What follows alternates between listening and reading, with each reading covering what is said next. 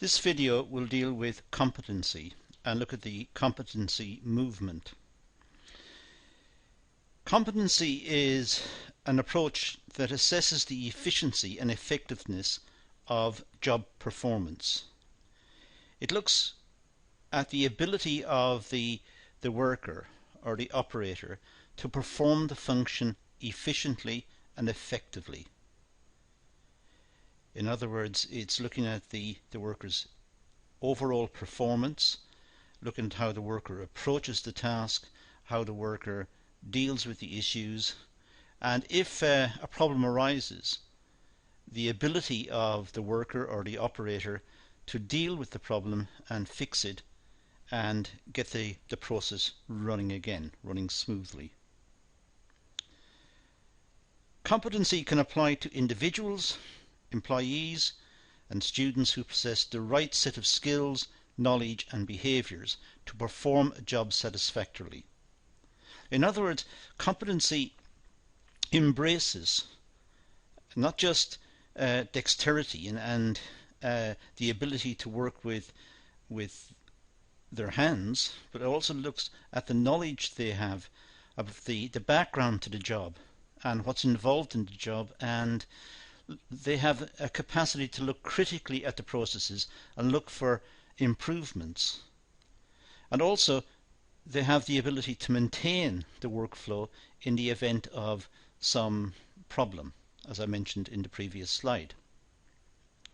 So it's the ability of the person to perform the function satisfactorily. That's a measure of their competence. It's a set of criteria that determines an individual's suitability for a job. All jobs require certain skills and knowledge. It's the case that whatever job we think of, there are some skills, some knowledge, some attitudes that are required to enable the operator to function within that role. They must be adjusted to what they're doing. They must have a purpose. They must be able to concentrate on their function and perform it efficiently and effectively. Competencies, they've gained attention in recent years. They've come to the fore in recent years. In the past, it was assumed that workers would acquire competency, would acquire the skills necessary to efficiently perform their duties.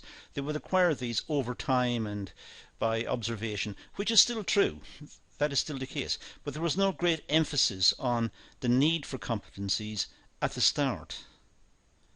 Competencies were almost second class compared to knowledge.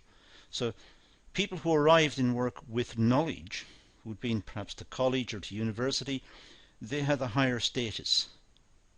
At least that's the way it appeared in the past. Competencies were not properly assessed, they weren't looked at, they weren't properly considered. Now there's greater understanding of the need for competencies and the need for employee development so as to enhance productivity. So workers now are praised for their competencies. Now other videos will look at qualifications in competencies which have now come into existence, again recognizing the increasing status of the role of competencies in the workplace.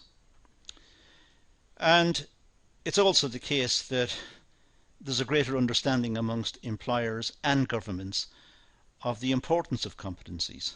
After all, we want products made. We want them made efficiently and effectively. We want the workers to focus in on the product, look at the quality of the product and produce it efficiently, and to look critically at the whole process to see if they can make recommendations for improvements.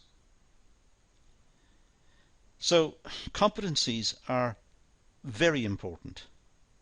In the past there was an emphasis on the need for knowledge. Now we recognize that competencies as well as knowledge are important. Competencies are widely used in organizations and effectively implemented by linking individual performance to business goals. So when a business sets out its strategic plan and states what it wants to do in the long run, let's say in the next 5 or 10 years or whatever, it must also look at the ability of the workforce to deliver what has been planned. And the ability of the workforce is a measure of the competency within the workforce.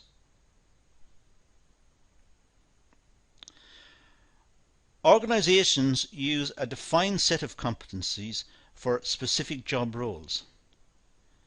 Doing so ensures that the organization select employees that meet the organization's aims and are able to contribute to business growth. It's important that the business understands the critical role of competencies. Specific jobs need workers who are capable of delivering that task.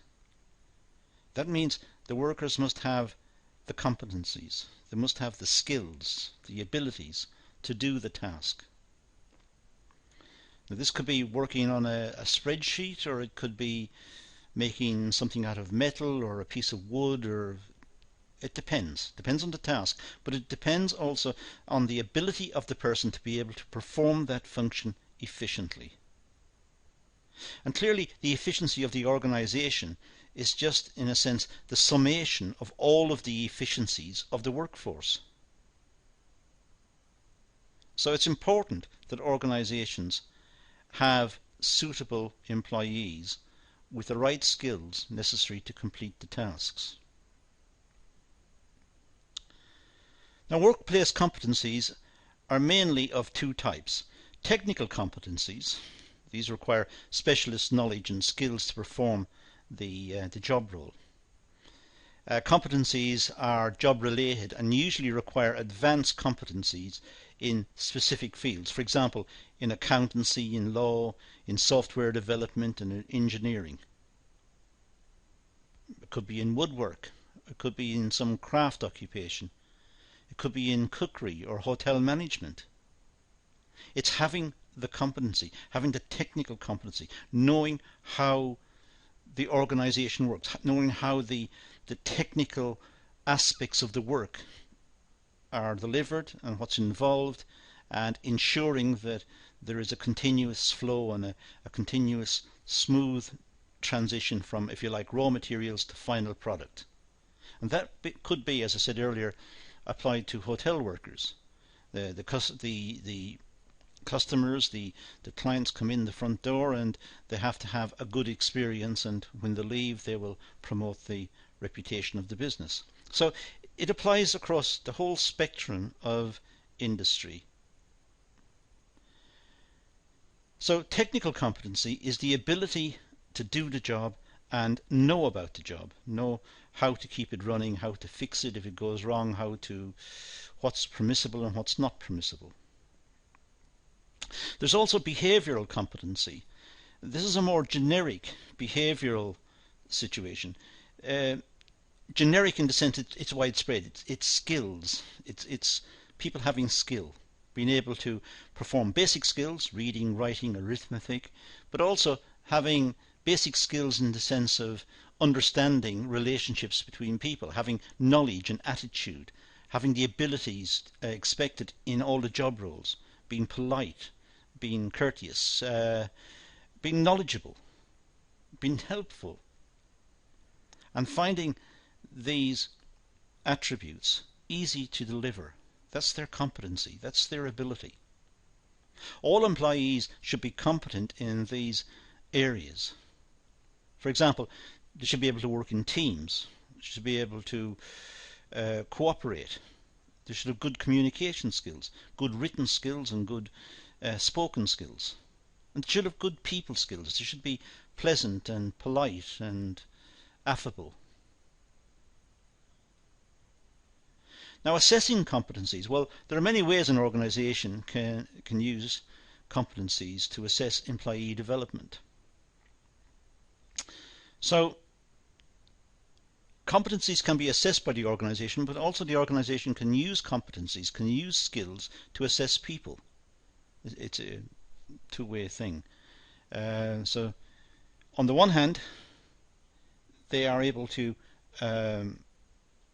promote competencies within the organization, and on the other hand, the organization, the workers, have the competencies and are able to use those competencies to further enhance competencies elsewhere in the organization.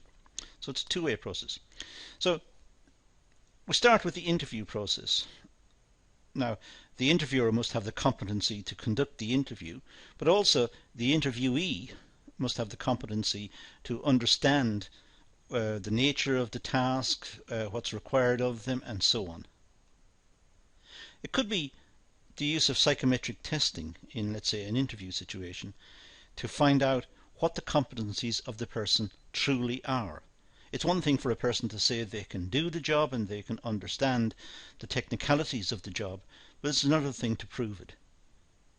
So sometimes companies may resort to psychometric testing. It could be the company might use an assessment centre. It depends on the nature of the job and the importance of the job. The more senior the job is, the more the company may refer the situation to an assessment centre who will make some assessment of the person's competency. There could also be skills audits, trying to check what skills the person have got, talk to the individual and see what skills they've got and try and codify these and see if it matches up to the requirements of the organisation. Self-assessments tend to be quite weak because people, generally speaking, are quite generous towards themselves, particularly if they want the job. Personal appraisals, it could be the organisation does an appraisal on the person, an interview, which is very structured and deals with, let's say, stated skills from the past and looking at the changes over, let's say, a 1 year period, looking to see what skills have been updated and how well the person is adjusting to changes in the organisation or changes in the product range or whatever's happened within the organisation, seeing what the adjustments are and looking at what skills the operator or the employee has currently as compared to, let's say, in the past. So it could be a personal appraisal. Now, the use of competencies benefits organisations. As I said, in recruitment and selection, the one we've just been looking at, clearly there's a case for to assess competencies. The organisation must try to do that at the outset, but also, as I said, it's a two-way street.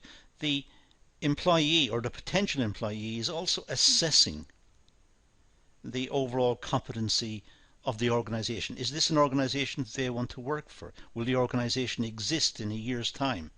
Does it have good management, a good reputation? So competencies pervade the whole area. But training and development can be used to try and improve competencies. When workers are employed, when the company has employees on board, they may attempt to improve the quality of the competencies of the workers by having training and development programs. It may be once a month they have a day to polish some skills, or they may actually base promotion on the attainment of certain skills.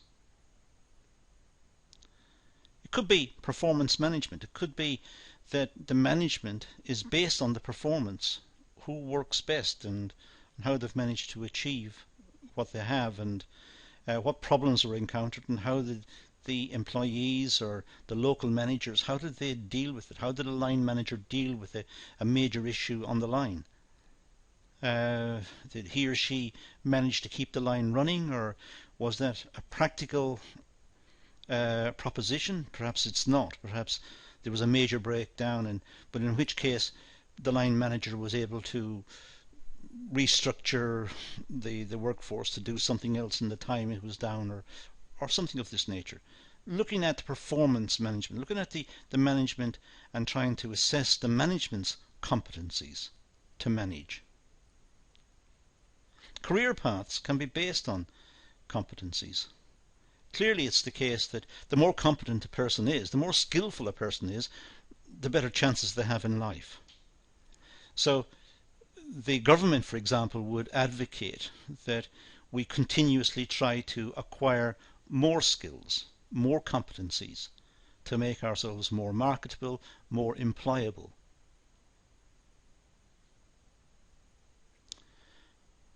In terms of recruitment and selection, the use of interviews and psychometric testing to screen candidates and assess capability to perform the job role. So to try and make sure that employees are competent, the management will obviously engage in the routine procedures of recruitment, application forms and assessment and so on. But they may, depends on the type of job, they may engage in quite an extensive interview process. But they may also ask for psychometric testing. These are tests developed by psychologists over a long period of time, which will give an insight into the person's ability to, let's say, work with numbers or reason logically and understand particular situations. And so it gives an insight into the person's ability. It's not precise, but it's a pointer. And the issues arising out of the psychometric test could be discussed in the interview. Job description clearly display job requirements and desired competencies. Obviously, it's important for the organisation to clearly state in any job advertisement what exactly they're looking for, what sort of person they're looking for, what are the, if you like, the technical competencies we saw earlier, and the more generic competencies. Technical in terms of doing the specific job. If they're looking for an accountant or an accounts assistant, they must specify what they expect the person to be able to do. Plus, they can state that the person should be a good timekeeper, should be good at working in teams and working in group situations and so on. So it's clear that the job description should specify what competencies precisely the organisation wants. This will waste time. It'll prevent the waste of time, because people applying for the job will look at what's required and think they've got those competencies or they haven't. And if they haven't, presumably they won't apply. So it doesn't waste time on the applicant side and also on the organisation side. So a clear statement of the required competencies is important. As I said, it saves time and costs, and it makes sure that the people who are applying for the particular jobs have got the competencies. At least in their own assessment, they've got the competencies to do the job. So it's a more efficient way, stated clearly in the job specification.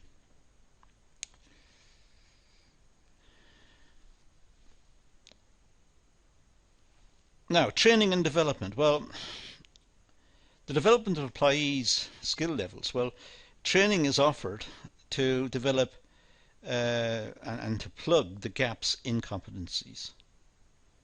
It's not trying to develop gaps, as I think this slide suggests, but it develops and plugs. It fixes any gaps in competencies. Sometimes workers can do a range of tasks, required tasks, and sometimes there may be just a weakness within that whole set of skills, just perhaps one weakness or two weaknesses within the set of skills.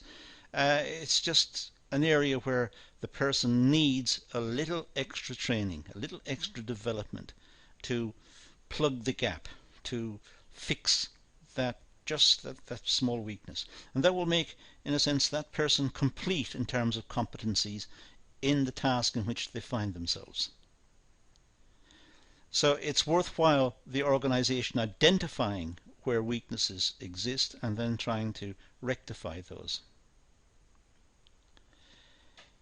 The effective use of training and development. If training is focused on required competencies, it's important that the training deals with competencies. It's important that the training identifies what competencies are required and then tries to fix them. For example, in an organization, the more generic competencies we mentioned earlier, now these can be dealt with across the organization. So there could be a very mixed group of people coming together for a training session, perhaps from production, accountancy, from marketing, from different departments may appear for that particular session, because they're generic. These apply to everyone. They all should be expected to be able to work in teams and work in groups and have good communication skills and be affable and polite and well-mannered and so on and so on. So these are competencies that go right across the organization. So these are general and could be general sessions. But sometimes competencies have to be more specific. They may be within the production section or the marketing section. So it's a very tightly controlled development and training session, looking at specific competencies that are needed for that particular function. Clearly, a continuous framework for training and development is what's required, and it must be well thought out and well delivered. Performance management will clearly define competencies, make it easier to monitor and measure and reward performance. When the company knows exactly what competencies are required and then sees employees meeting those competencies, then that's a good sign. That is good performance. The requirements of a particular task should be realistic. They should be attainable. It would be wrong for management to set tasks that are simply impossible for humans to complete. Unrealistic. So there must be a realism in setting tasks, and then looking at the competencies that people have in trying to attain those tasks, trying to meet the tasks, trying to meet the requirements of the task. But if they do meet the requirements of the task, that is good performance, and that could be rewarded. So performance appraisals, perhaps a meeting every month or every year or every 6 months or whatever. Performance appraisals is when managers meet the employees, discuss how the work has gone, what issues have arisen, and listen carefully to the employees. This is not the management telling the employees what to do.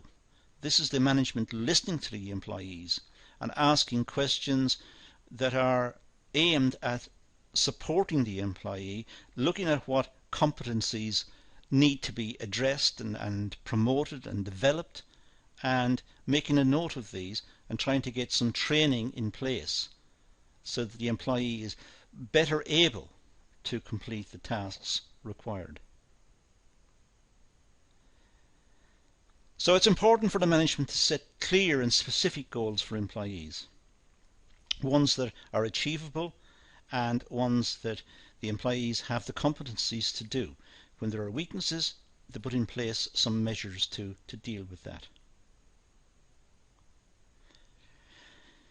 Career paths. Well, competencies, knowledge, skills and knowledge required for long-term career progression. So if we take these as competencies, knowledge, skills and the knowledge required for long-term career progression, this is what adds up to the career path.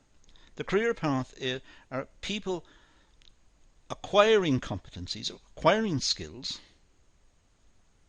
but they're also acquiring, they're acknowledging what skills are required. They're recognizing what skills are required, but they're also acquiring some knowledge behind it to understand why those skills work and what is required by the skills, and a deeper understanding perhaps of their own skills and their own competencies.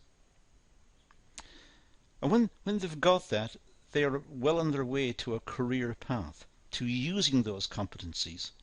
So in a sense, career paths are determined by people's competencies. If people can perform particular functions, that's where the career path is most likely going to take them. Benchmarks are set to enable employees to achieve progression. It's always the case that there's room for improvement. So employees looking at their own competencies may set themselves higher standards and try to achieve the next level up. That's a part of the human condition. We always want more, but sometimes people are ambitious. They want to prove that they can do extra. They can do something better than everyone else. So they're trying to set themselves higher benchmarks, trying to jump up to a higher level. And organizations may facilitate this through training and development. And with a performance appraisal, they may be able to agree with the employee what their future is or where they could be if they attain certain standards. So there's extra motivation on the part of the employee to try and meet those additional requirements. Eliminate any bias towards employees. Employees must meet criteria in order to progress along the career path. So career paths should be quite objective. It's not a question of the employer merely dismissing people as not capable, or some people as capable, but perhaps their personalities don't agree or whatever. In fact, the organisation should be looking for efficiency and competency. And whilst the generic competencies of being affable and polite and so on, those apply, there may be still issues surrounding relationships within the organisation. But sometimes a third party can help resolve those. For example, if a manager has a problem with a certain employee, perhaps it's just a personality clash, perhaps the HR section can help in resolving the issue, or discussing with both of them, or bringing them together to discuss the issue, so that there is a more amicable way of working. So these are some of the issues surrounding competencies that I think we should take into account. It's an important area in today's work. It's one which was somehow overlooked, or its significance perhaps was overlooked, in preference to more academic development in the past. But now we recognise that competencies are important, and there is a real issue in trying to develop these and finding ways in which to develop them effectively. In the UK, there are certificates and assessments that can go with specific competency development, and other countries are introducing similar qualifications. But that's all we're going to deal with in this session, dealing on competency. So thank you for watching.